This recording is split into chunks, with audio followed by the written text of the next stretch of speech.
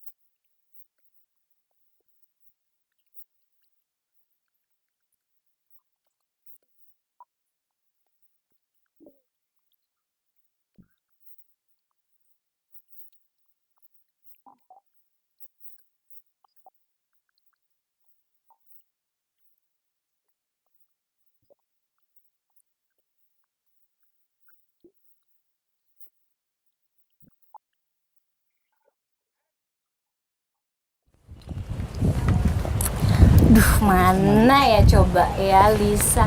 Nah, ini dia. Aduh, cantik-cantik. Aku cariin coba. Kamu kemana tadi? Aku habis dari laut. Cus, kamu datangnya dari situ ya? Habis parkir tadi. Parkir langsung ke sini berarti naik jet ski ya? Naik jet ski kayaknya dulu. Ya. Aduh, cantik banget bentukannya habis naik jet ski. Tumben ya, tumben cantik bentukannya. Oke, ini dia ada Lisa Ellie. Thank you for coming ya, Lis ya. Terima kasih telah mengundang aku juga. Iya, tadi aku udah kasih tahu bahwa kita sore hari ini di Fabulous Friday kita akan ngobrol dengan Lisa. Jadi ada perempuan cantik tapi hobinya adalah main jet ski. Tuh. Jadi nggak akan takut panas-panasan. Itu udah Aku biasa butuh ya. matahari gitu loh. Aku butuh matahari. Kalau perlu matahari 24 jam dia kayaknya langsung cus ya. Tapi kita kayaknya ngobrol jangan di sini deh, Lis ya. Mau pindah kita? Kita pindah aja, kita Oke. cari ke tempat yang lebih tenang. Oke, ya, lebih adem. Kita ke atas aja yuk, Yuk. ke Tower New York ya. Nah, sekarang kita sudah berada di Tower New York-nya Regatta. Jadi memang kalau Anda ada di sini, ini rasanya nyaman banget, comfy banget. Jadi rasanya seperti hunian, tapi hawanya hawa-hawa liburan. Iya nggak sih, Lis? Iya kan? Setuju. Karena pemandangannya kan langsung laut gitu. Jadi bisa relax, beban pikiran lepas gitu. Lepas ya, atau mau langsung ke sana ke laut? Bisa, langsung nyemplung kita. Kita balik lagi ngomongin soal hobinya Lisa, jet ski ya tadi ya, jet ski. Udah berapa lama sih kamu menekuni jet ski ini? Aku masuk ke main jet ski ya, itu di akhir 2017. 2017. 3 tahun lah. 3 tahun ya, kurang lebih ya. Apa yang membuat kamu pertama kali kayaknya, ini kan berarti udah 3 tahun bukan hobi yang main-main kan? Memang bener-bener, aduh kayaknya ini aku banget gitu, Lisa banget. Itu karena mungkin apa ya, aku anaknya basically suka adventure satu. Dan adrenalin. Adrenalin banget. Karena setiap hari, bukan setiap hari maksudku, setiap kesempatan untuk bermain jet ski itu pasti akan beda tantangannya. Kadang-kadang airnya bisa flat, Oh ya, kadang-kadang tergantung choppy ombak dikit, atau tergantung gitu. cuaca juga. Betul, ya nggak kadang sih? berangkat flat, pulangnya tiba-tiba berombak banget, choppy gitu. Nah, itu biasanya tantangannya di situ. Terus habis itu kita harus juga lihat kan, harus belajar baca ombak. Setiap mesin jet ski kadang-kadang beda juga bawaannya dan juga motong ombaknya juga beda. Oh jadi nggak asal main langsung riding aja gitu kan? Enggak, aku Oke. juga belajar dulu gimana sih cara bawanya tuh yang enak gitu. Kan aku belajar mulai dari duduk sampai berdiri. Oh. Beda, jadi kalau bagian duduk biasanya Jadi nggak bisa berdiri dulu.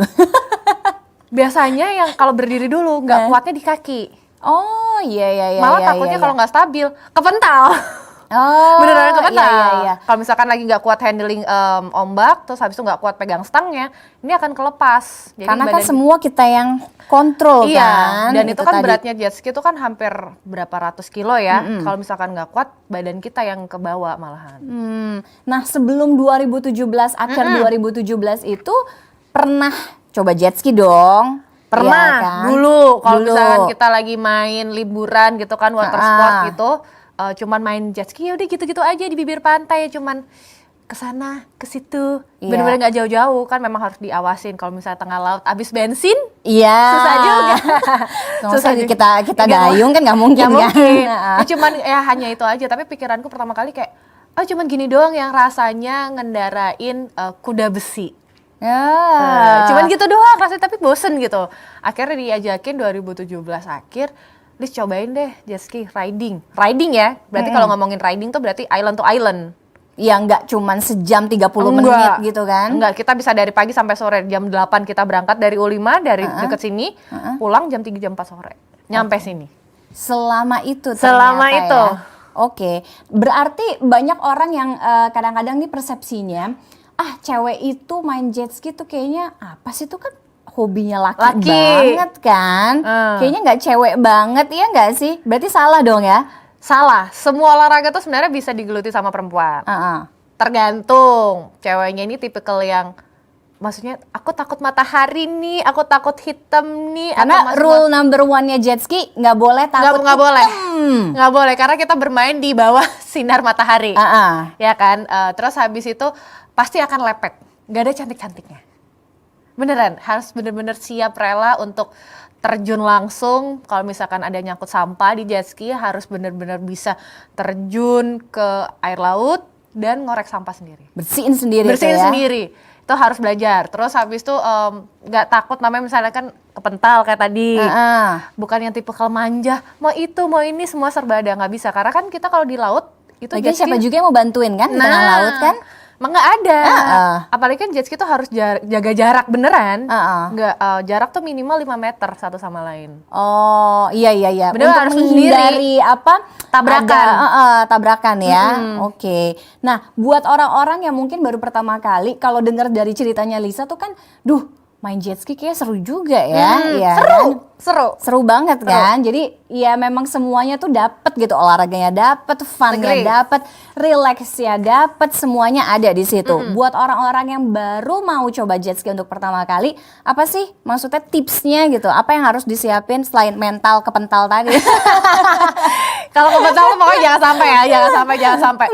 Yang tipsnya paling aku sering bilang adalah stamina. Jadi kalau misalkan sebelum riding, kalau bisa cukup istirahatnya. Jadi kan ini butuh stamina yang benar-benar oke, kita jalan 1 harian dan kondisi fisiknya juga bagus. Dalam arti nggak enak badan, takutnya makin sakit. Iya, karena anginnya kan angin laut juga kan. Betul, apalagi misalkan kondisi baju basah, kena angin, takutnya masuk engine, masuk angin kan nggak bisa. Jadinya harus stamina harus oke. Lalu persiapan peralatan yang bisa dipakai. Aku selalu bilang harus siap rela dikenain air laut basah. Basah semuanya. Dari ujung rambut sampai ujung kaki pokoknya. Basah. Pokoknya sepatu harus rela yang kena basah air laut. Biasanya kan gampang rusak. Pokoknya yang enak dipakai aja. Terus habis itu kedua baju sama bawahan. Kalau misalkan mau tanding nggak apa-apa, yang pakai mini-mini, yang pendek-pendek nggak masalah. Terus habis itu kalau misalkan yang maunya agak ketutup semua, nggak apa-apa, harus lengan panjang, celana panjang. Rela basah juga, celana panjang kalau bisa aku saranin selalu yang stretch. Oh oke. Karena memang kita kena air laut itu kan. Iya, dan kalau misalkan kalau yang biasa gitu kan nggak yang stretch, takutnya kena air makin berat. Iya. Jadinya kan melorot gitu lah bahasanya, nggak enak kan. Terus habis itu kedua sarung tangan. Sarung tangan tuh kan untuk pegangan ngegripnya. Kalau jarak panjang itu takutnya kapalan di sini, jadi luka, sakit sama di sini. Kan kita ngegas begini, kena di sini. Lalu habis itu kalau ada yang punya gagel, kacamata dibawa. Gagelnya tuh biasanya nanya, gagelnya apa sih khusus jet ski Kak? Sebenarnya bukan khusus jet ski, gagel yang misalkan orang yang untuk ski di peralatan itu gitu bisa, sama. Karena kan untuk menghindari cipratan air kan? Jadi kita tetap bisa melihat gitu. Iya. Sama yang paling penting juga sunblock kayaknya ya. Sunblock itu paling penting, jangan lupa. Sunblock itu bukan membuat Anda tidak hitam, tapi untuk menangkal sinar yang efek-efek jahat dari UV sebenarnya. Apa yang kamu dapetin dari jet ski ini setelah kamu menggeluti ini 3 tahun dan kayaknya kamu nggak bosen nih kayaknya ya, paling nggak sampai 10 tahun ke depan kayaknya atau mungkin seterusnya. Apa yang kamu dapat manfaat itu tadi? Kalau dari aku sendiri, aku sukanya olahraga sih. Kalau misalkan berpikiran orang, oh jet ski cuma duduk doang, nggak, salah. Sebenarnya kalau misalkan kita bawa jet ski, itu banyak otot yang bekerja. Otot paha, pinggang, even betis, dan juga lengan. Back juga. Oke. Karena posisinya kan kita pegang stang bukan begini. Dan kita dibuka. Ngendaliin Itu berat. jet skinya yang berat banget Itu tadi berat. kamu bilang. Terus habis itu kalau misalkan kita berdiri, itu semuanya harus dikontrak satu badan. Dan kita ada ombak, kita harus benar-benar kontrak semua badan untuk gimana caranya kita nggak kebawa, maksudnya kepental sama ombak dan lain sebagainya. Itu benar-benar apa ya namanya, olahraga banget sebenarnya. Itu olahraga banget. Dan aku sukanya yang kedua adalah kita jauh dari hiruk pikuk kebisingan, keramaian, kita bisa rileks, kita bisa ngeliat keindahan laut Indonesia gitu lah istilahnya. Itu enak banget. Kita bisa ngeliat dari sisi luar keindahan Indonesia tuh, oh ternyata gini loh gitu. Dan jauh dari kebisingan itu yang paling penting tadi ya. Oke. Tadi ngomongin ombak beberapa kali, kalau misalnya orang mencoba sesuatu ya, misalnya nih kayak misalnya main sepeda, katanya itu kan nggak afdol. Kalau misalnya main sepeda itu nggak jatuh gitu, terus nggak lecet-lecet, ya kan, nggak luka-luka. Kalau jet ski, kamu mungkin punya pengalaman menarik. Aku nggak doain kamu ya. Iya, aku pernah ke Petal. Jadi pertama di 2017 pernah ke Petal, itu aku lagi boncengin temen. Jadi dia tuh nggak surrender gitu loh. Jadi dia tahu udah mau jatuh, narik aku. Jadi ke bawah juga? Ke bawah, aku ketarik ke Pental. Aku ke Pental bagian jet ski. Waktu itu bagian sini ke Pental. Itu sampai 2 bulan itu biru. Kayak memer gitu? Memar. Aku sampai ke dokter. Aku udah MRI, aku udah X-ray. Puji Tuhannya nggak ada apa-apa. Tapi ya ke Pental. Makanya aku suka bilang kalau misalkan mau jatuh, pasrah aja. Jangan ditahan. Pasrah aja. Kalau makin kita tahan, tuh takutnya malah kepentok sama jet skinya. Lalu ya kemarin habis ke Pental juga. Ke Pental karena alun ombak kapal lawan arah. Jadi aku udah mau ngambil belok kiri, ternyata kapalnya ada 3. Jadi ombak belakangnya tuh kan makin gede. Nggak keburu belok kiri, ke Pental. Puji Tuhan so far so good. Tapi sempet kayak shock gitu loh ototnya yang bagian wrist. Jadi sempet sebulan tuh pakai yang wrap untuk tangan gitu aja sih. Tapi aman sih. Selebihnya pokoknya kalau mau jatuh lepasin aja. Jangan dilawan sama kalau posisi jatuh tuh langsung ngeringkuk. Pasrah aja ya pokoknya ya. Kalau mau jatuh udah langsung ngeringkuk aja. Oke. Itu udah waktu jatuh gagal, aku udah nggak tahu kemana. Aduh, aku cari gagal. Oh udah gone hilang. Jadi gimana, masih mau jet ski? Jangan kapok. Tenang, ini air kok. Ini air. Nah, kalau misalnya ngomong-ngomong soal jet ski juga, selain ini menjadi olahraga yang menyenangkan, menantang, tapi juga banyak orang mungkin yang mikir, ih main jet ski mahal nggak sih? Ya kan, kalau kayak jogging atau misalnya lari-lari gitu kan ya, itu kan ya cuman butuh badan kita dan sepatu ya, khusus sepatu lari gitu. Ya kan. Kalau misalnya jet ski itu kan, is that expensive? Itu sama halnya kayak lagi tren sekarang. Kalau misalkan dibilang sepeda, wah sepeda gitu ya. Iya kan? Iya. Wah sepeda gitu. Tapi sepeda juga expensive loh, jangan salah loh, expensive. Kadang-kadang beli satu sepeda bisa beli satu jet ski. Makanya bisa, iya benar-benar. Harga sepeda bisa hampir kayak satu jet ski loh malahan. Sebenarnya gini, karena expensive-nya dari jet ski sendiri, tahu ya, kita ngeluarin bensin. Dan lalu habis itu kita dan ada all day juga. Kan tadi all kamu bilang tadi bensin juga, safety-nya juga, jadi tentunya ada budget tersendiri yang memang harus kita keluarkan. Dan kalau misalkan memang kalian masih mau mencoba gitu, kita juga ada sarananya juga sebenarnya. Dan ini sebenarnya memang ada alokasi sendiri lah, dananya gitu memang ada untuk tersendiri budgetnya. Mahal tapi kita memang untuk istilahnya kepuasan hati, menenangin pikiran. Itu semua tuh kadang-kadang nggak bisa ada tandingannya sama masalah budget ya, kalau menurut aku. Jadi ada harga, ada rasa. Ada harga, ada rasa, ada rupa. Ada rupa. Itu tadi ya. Kalau misalnya ditanya nih, boleh tahu nggak? kamu dalam sebulan itu berapa budget yang kamu keluarkan untuk kamu riding? Kalau berapa banyak, waduh, puji Tuhan aku masih dibantu juga sama Sidu. Sampai sekarang ini sama Sidu Klub Indonesia aku dibantu juga. Jadi semuanya tuh berkurang, semua itu berkurang. Jadi so far so good, semuanya aman. Dan tentunya ya alokasinya tadi kayak bensin, peralatan dan lain sebagainya itu sih. Oke. Tadi kalau misalnya Lisa bilang juga harus salah satu yang disiapkan adalah ketika misalnya main gitu ya di tengah laut, bersihin sampah sendiri yang suka nyangkut kadang-kadang di engine atau di mesin itu tadi, betul. ya kan? Itu juga menjadi salah satu hal yang kadang-kadang kita masih miris gitu ya zaman sekarang. Sampah plastik di laut banyak banget. Kalau sampah plastik itu biasa. Biasa? Oke. Pernah Yang nggak lihat biasa nggak tuh? kasur di tengah laut. Kasur di tengah laut. Yes, it is. Emang ada orang yang tidur di Ada. tengah laut? Ada. Jadi kalau kalian benar-benar yang namanya pengen tahu tuh, kayak gimana sih kalau sampah plastik, sampah kayak gelas plastik lah, whatever namanya atau plastik, kemasan gitu-gitu. itu udah biasa. Tapi kalau kalian main ke laut gitu, jet ski, sampahnya unik aja bentukannya. Unik, benar-benar unik. Kasur juga ada. Yang nggak kita bayangin sebelumnya, kok ada barang kayak gitu atau benda kayak gitu ngapung di tengah laut ya? Ada. Apa yang kamu lihat itu kan real ya, itu Yes. nyata. Nah, buat kehadiran teman-teman atau dari komunitas jet ski, ini juga mungkin sedikit banyak pastinya membantu ya, Liz ya? Iya. Membantu untuk memberikan edukasi kepada masyarakat bahwa ini loh kondisinya, kenapa sih gitu kita nggak bisa menjaga kelestarian laut kita gitu. Apa yang kamu lakukan? Jadi gini, kita selalu kalau misalkan riding, kita semua punya sosial media. Kita pasti edukasinya by social media. Sebagai orang yang mungkin nggak lihat lah, kadang-kadang kita videoin ini loh sampahnya yang dari daratan gitu.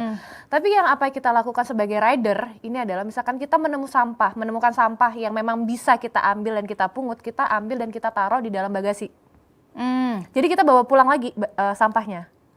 Oke. Tapi Dan kalau setiap kali kamu riding pasti kamu akan menemukan hal-hal kayak gitu ada. kan? Tapi kalau posisinya kita lagi jalan dan lagi ngebut, itu kita nggak bisa stop. Oh iya. Karena kan takutnya kalau kita stop, engine-nya narik sampahnya. Oh. Kalau kita lagi berhenti, kita lagi nunggu rombongan dari belakang, ada sampah di samping, pasti harus kita ambil, sekecil apapun. Karena dan itu akan kita harus masukin, dan itu semua riders pasti akan dikasih tahu seperti itu. Botol minuman tuh udah biasa banget. Kadang-kadang pernah masuk ke dalam engine itu adalah tali. Tali? Bukan tali yang gede, tali tambang yang besar. Tali besar kayak kapal gitu tuh pernah masuk ke engine. Oh iya? Iya. Oke. Dan itu kan susah ngambilnya, kayak gitu tuh suka kebuang. Dan yang tali yang sebesar segini tuh loh diameternya, itu kebuang di laut. Jadi mau nggak mau kita harus ambil lagi. Oke. Itu karena kasihannya adalah kayak bukan hanya kita sebagai rider, tapi ekosistem sebenarnya. Ekosistem, iya, merusak semua ekosistem dan populasi yang ada di laut tentunya ya, itu sangat disayangkan. Padahal kita tahu Indonesia itu luar biasa kekayaan lautnya, baharinya, cantik-cantik semua. Luar biasa, itu nggak ada tandingannya. Nggak ada tandingannya, dan itu sudah dibuktikan oleh banyak orang, bukan cuma dari Indonesia aja, dan ini menjadi daya tarik magnet sendiri ya. Betul. Untuk orang-orang ini ada di Indonesia. Yes, apalagi negara kita kan negara maritim. Betul. Berarti kebanyakannya adalah hampir 70% pasti negara kita banyak air, kepulauan. Kalau ngomongin soal wisata bahari kita, menurut kamu apa yang paling menarik dari wisata bahari Indonesia? Wisata bahari kita tuh semua bisa dieksplor. Eksplor mulai dari water sportnya, kita bisa ngelakuin jet ski, kita bisa ngelakuin parasailing dan lain sebagainya. Diving, snorkeling, you can name it gitu. Dan untuk keanekaragaman ekosistem di bawahnya itu luar biasa. Mulai dari terumbu karangnya, ikan-ikannya, dan kecantikannya tuh luar biasa. Makin ke timur, makin banyak. Kayak contohnya mola-mola, sunfish, itu nggak semua negara ada. Terus habis itu ubur-ubur yang nggak menyengat di Kalimantan Timur kita punya. Selain di Palau, Filipina. Makin ke Indonesia Timur ada di daerah Rote, Morotai, itu banyak banget kapal yang karam-karam di bawah. Kalau misalkan spot diving itu bagus banget. Iya. Itu bagus banget. Makin ke Indonesia, makin timur ke sana lagi ada Wakatobi, ada namanya juga yang di Papua lagi ngetren ya kan, Raja Ampat. You can name it, kalian bisa nikmatin bawah laut, kalian bisa nikmatin bagian atas, bagian jet ski sambil ngeliat kanan kiri, itu bagus banget, kayak painting. Iya, dan gak akan habis waktu kita Betul. untuk nikmatin dari ujung ke ujung, ya kan? Dari barat ke timur, utara ke selatan lagi semua di Indonesia ya. Itu bagus banget, mulai dari ikannya, budayanya. Iya. Ya itu balik lagi bagaimana kita mengelola dan juga menghargai. Oke. Apa yang kita ambil, kita harus juga mengembalikannya dengan bagus juga. Iya, sebegitu kayanya kan ya wisata bahari, kekayaan laut Indonesia itu juga yang harus menjadi tanggung jawab kita semua kan. Betul. Untuk keep it, untuk save it, ya kan. Siapa lagi kalau yang mau jaga kalau bukan kita kan pastinya ya. Itu harus mulai dari kita sendiri dulu. Jangan maunya cuma nikmatin tapi nggak mau jaga. Nggak bisa kalau nikmatin terus, abis dong nanti kelamaan. Iya, Ya kan? kayak nikmatin di sini nih. Loh. Nah, aku udah saking nyamanin tadi kayak, aduh udah mau Pewe sadaran nggak gitu sih? kan, Oh. kayak banget. Apalagi Mager, males gerak. kan tadi kan sempet aku kasih tahu juga sama Tiffany kan, aku riding dari pagi sampai sore. Itu Berarti bisa 7-8 jam Bisa, kurang lebih at ya? least 6 jam lah, at least Ah. 6 jam. Itu kan suka badan kadang capek. Terus habis itu udah riding udah capek, pulang lagi, aduh effort lagi nih ya. Apalagi weekend gitu, kayak weekend tuh pengen santai gak sih? Iya dong. Jadi aku tuh pengen banget sebenarnya kayak Habis relax di laut, Nah. relax di kamar. Nah, aku pengen kayak gitu Di rumah sebenarnya. sendiri. Pengen Ah. yang kayak cari tempat yang kayak bisa short getaway, bisa enak, bisa santai, tapi bisa tetap melihat bagaimana keindahan bahari Indonesia gitu kan dengan si view-nya itu. Aduh, sempat mikir ya, mana ya, apalagi harus yang paling enggak bangun melek, wah ada laut tuh, wah deket tuh mau ke Mood U5. booster juga nggak sih setiap hari kalau bangun tidur pagi-pagi ngeliat sea view. Langsung namaste gitu. aku nanti.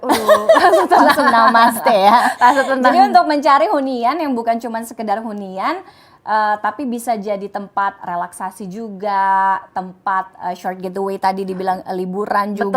Betul.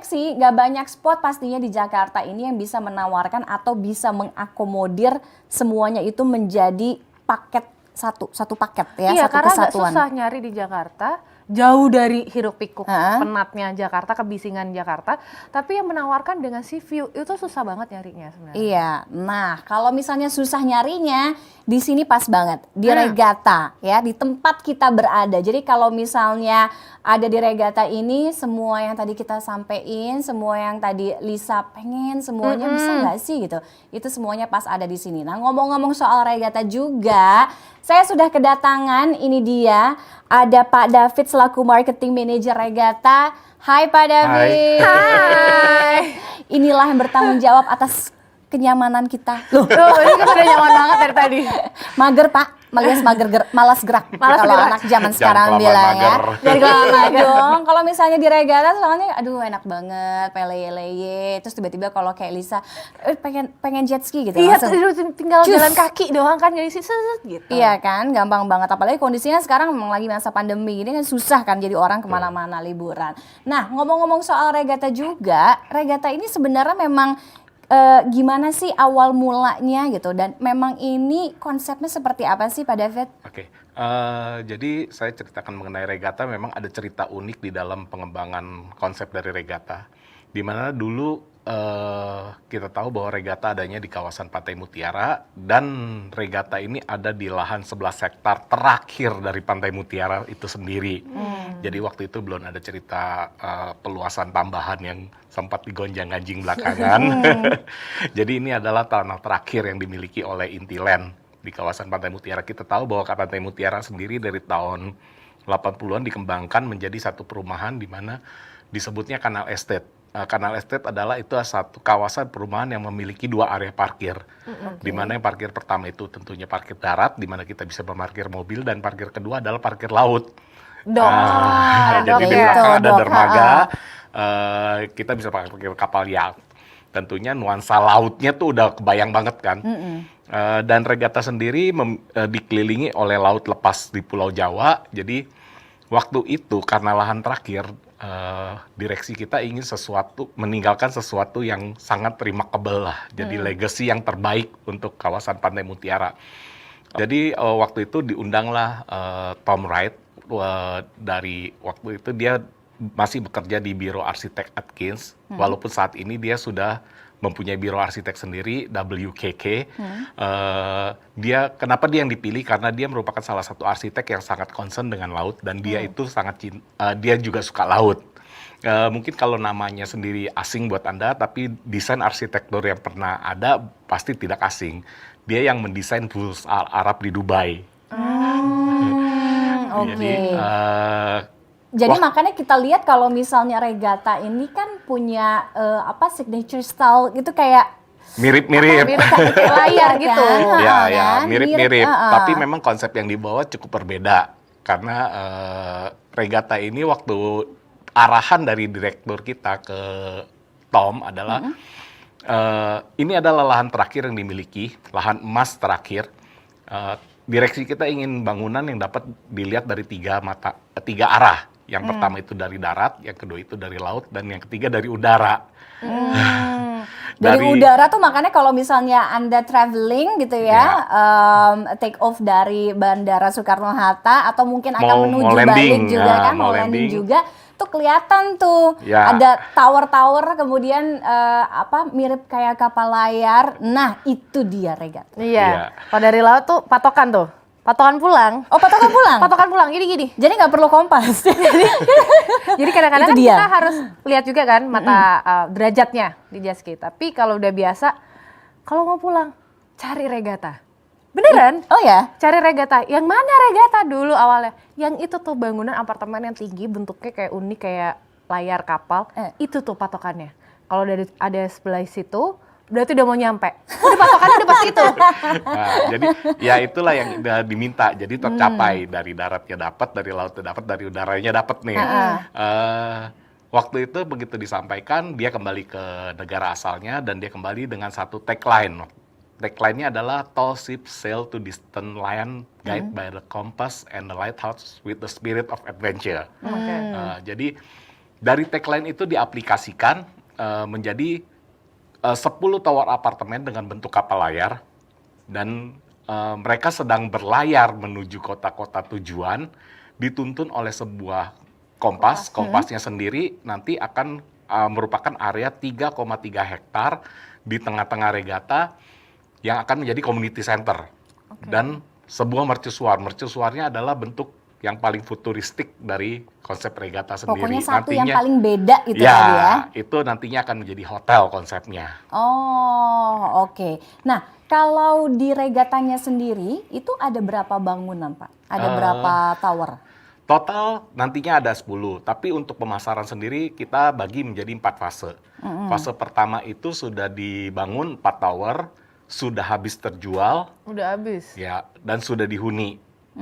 Dan pangsa pasar kita memang rata-rata pemakai, jadi huniannya cukup rame. Oke. Ya, yang sekarang saat ini sedang dikembangkan adalah fase kedua. Terdiri dari 3 tower. 2 tower sudah finishing, termasuk di Tower New York ini yang sekarang kita berada. Ya, ini adalah tower ke-6 yang sudah kita finishing, dan ada 1 tower yang sedang akan di finishing. Kenapa tower itu kita tidak finishing? Karena itu ada rencana kita jualnya per tower. Kita tidak jual retail. Kayaknya tertarik sebelah saya. Lagi mendengarkan dulu nih. Lagi mendengarkan. Diresapi dulu, nanti dihayati baru duitnya dikucurkan. Betul, langsung kalau udah ada Pak David gitu. Ya kan tadi katanya perlu budget untuk sport. Ini adalah pendukung sport. Oke, yang menarik juga adalah penamaan tower-tower yang ada di Regatta ya. Kalau sekarang kan kita ada di Tower New York. Betul. Kemudian ada juga Manhattan kalau saya nggak salah. London. Jadi tahap pertama itu terdiri dari 4 tower, di mana ada nama Rio, Monte Carlo, Miami, dan Dubai. Di tahap 2 sendiri ada London, New York, dan Shanghai. Nanti di tahap 3 ada lagi, saya bocorin aja, Acapulco, Sydney, dan Tokyo. Oke. Jadi nggak usah jalan-jalan ke luar negeri. Jalan-jalan sini. Kita sekarang udah muter-muter kok ya. Dari mulai ke Dubai, Shanghai, London, jadi ya kan? the world in 15 minutes cuma bisa di Regatta. Jadi Penamaan dari tower-tower ini ternyata tidak dilakukan sembarangan oleh si Tom. Oh, Jadi waktu ada filosofi, ada historinya juga. Jadi waktu saya juga cuma dapat ceritanya, tapi bola dunianya ada di kantor kita. Jadi waktu dia presentasi konsep arsitek ini, dia mengeluarkan satu bola dunia, di mana ada satu jarum pentul yang ditusukkan di tengah-tengah bola dunia itu. Dia cerita bahwa dia sudah lakukan Google Map. Dan titik 0,0-nya itu akan ditaruh di tengah-tengah jarum kompas, akan ditaruh di tengah-tengah bundaran kompasnya, dan kalau ditarik benang, semua tower ini akan sampai ke kota tujuan yang menjadi nama towernya. Oh gitu, oke. Sampai sebegitu detailnya ya. Kalau lihat buku presentasinya dari Tom, bahkan dia sudah memperhitungkan mengenai pencahayaan, tingkat kepanasan matahari, karena kan kita adanya di negara tropis, tentunya matahari itu cukup panas. Dan kita pun juga ada di pinggir laut kan. Jadi sudah sangat detail, dia sudah perhitungkan semuanya. Oke. Yang diperhitungkan juga tuh kayaknya juga soal integrated facility kan Pak. Kalau misalnya kan setiap hunian itu harus yang dipikirkan oleh orang-orang kan apakah bisa mengakomodir fasilitas-fasilitas penunjang ya kan. Betul. Misalnya seperti sekolah atau education facility, kemudian public. Kalau misalnya mungkin kayak Lisa dan teman-temannya adalah sports ya, khusus water sport gitu. Nah, kalau di Regatta sendiri gimana Pak? Memang itu saat ini yang menjadi satu konsep di mana banyak pengembang yang menjual mixed use konsep. Tapi ya kita tidak masuk ke situ karena buat kita mixed use konsep itu punya uniqueness sendiri. Buat orang-orang yang suka ramai, mereka suka di mixed use kompleks. Tapi mixed use kompleks ini kan bisa diluaskan menjadi mixed use kawasan. Nah, di Regatta sendiri, kita fokus hanya di hunian. 100% hunian untuk menjamin kenyamanan dan ketenangan orang tinggal. Tapi untuk masalah mall, sekolah, tempat makan, dan lain-lainnya, rumah sakit, itu di wilayah yang dalam radius 1 kilometer itu semua ada.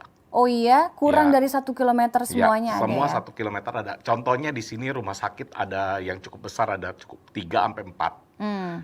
Yang paling dekat rumah sakit Pluit. Kemudian ada rumah sakit Atmajaya. Ya, kemudian kalau mall sendiri kita dari sini udah langsung kelihatan. Kelihatan kok. Ada satu mall. Oh, ada kok di sini. Ada Green Bay, tinggal ada dari Lipo balkon ya. Mall, Pluit Village, ada Pluit Junction, ada Emporium, banyak lah mall.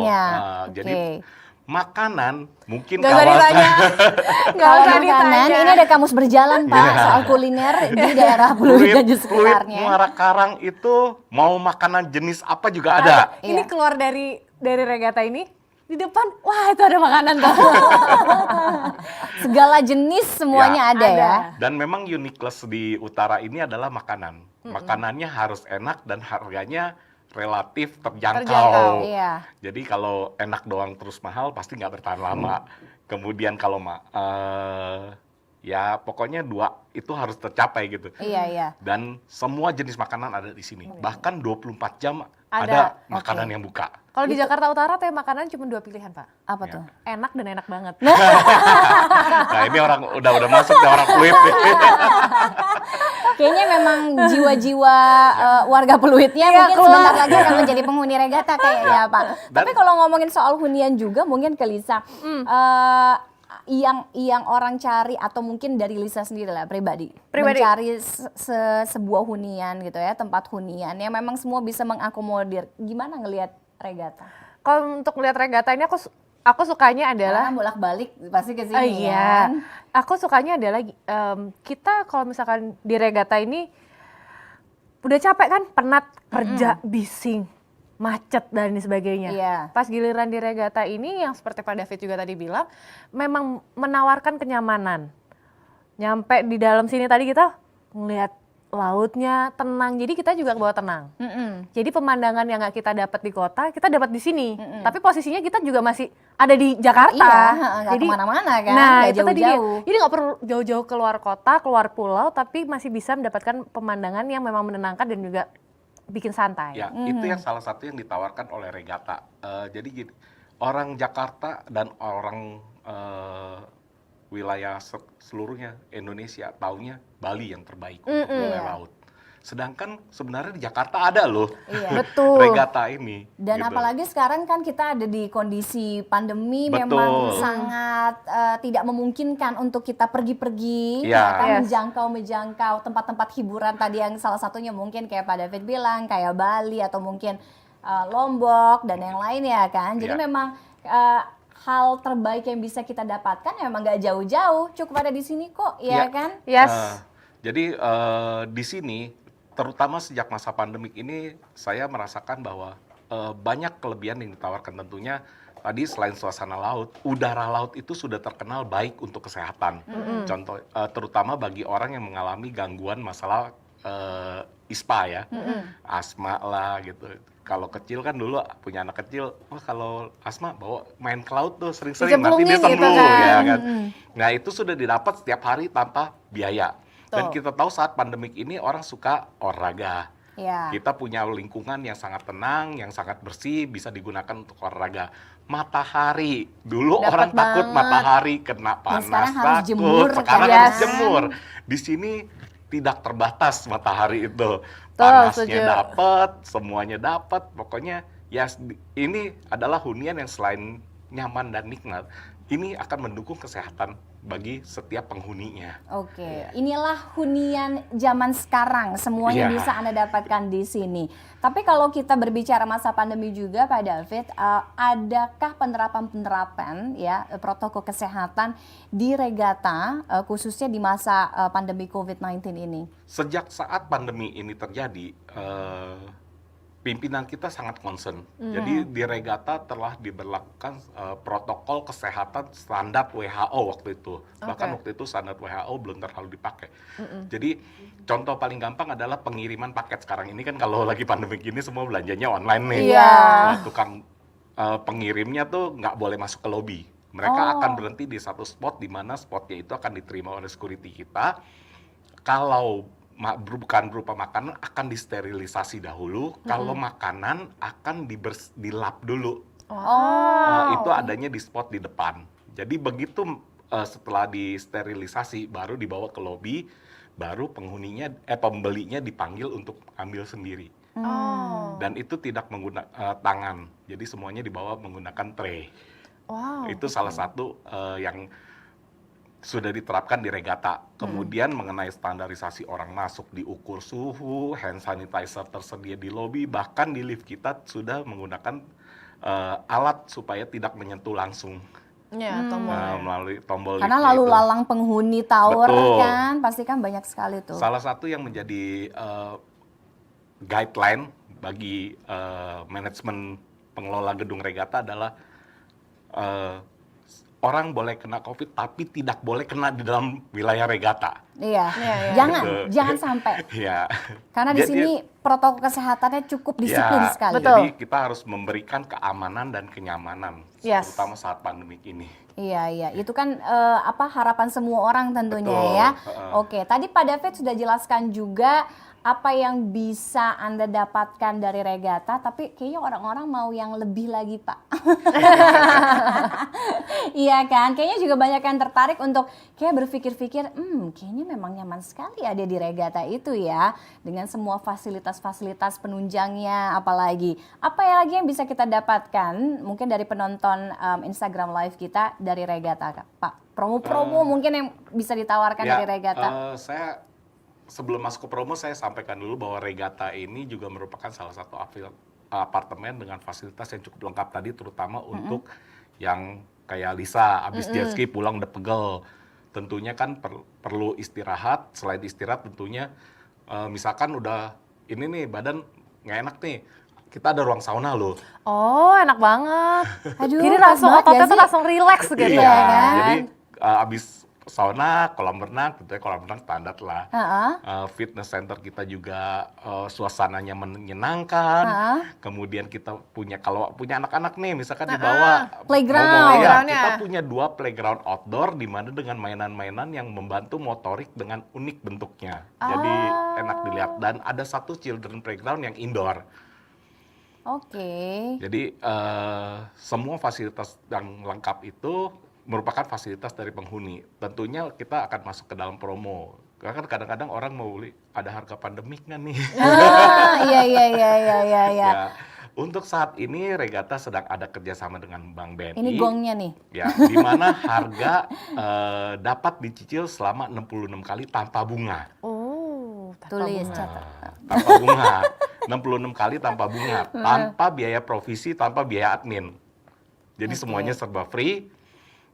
DP 15% dapat dicicil 6 kali, 85%-nya dapat DP dicicil 15%? DP bisa dicicil, Pak. 6 Iya, kali? 6 kali. Oke. Kemudian 85%-nya dapat dicicil 60 kali tanpa bunga. Oh. Tanpa bunga? Tanpa bunga. Dan yang lebih menariknya adalah pembayaran mencapai 10%, unit bisa kita langsung serah terimakan. Jadi cicilan masih baru jalan, unit udah ditempatin. Serah terima? Ya. Wow. Oke. Gimana, Ibu Lisa? Semakin membuat saya menarik. Oke, ada lagi Pak?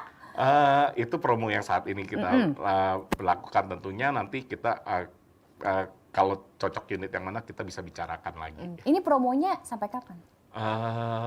Secepatnya lah. Makin Oke. cepat makin baik. Makin baik. Jadi kalau misalnya memang Anda udah kayak, kayaknya emang saya banget gitu kan, Ya. semua yang saya butuhkan kayaknya ada di sana, langsung cus aja, Ya, cari bisa Pak David langsung. di marketing galerinya Regata. Betul. Atau bagi Anda yang ingin menghubungi, ada nomor telepon nanti di bawah, bisa by phone, atau ada nomor WA juga di bawah layar ini, bisa langsung kontak.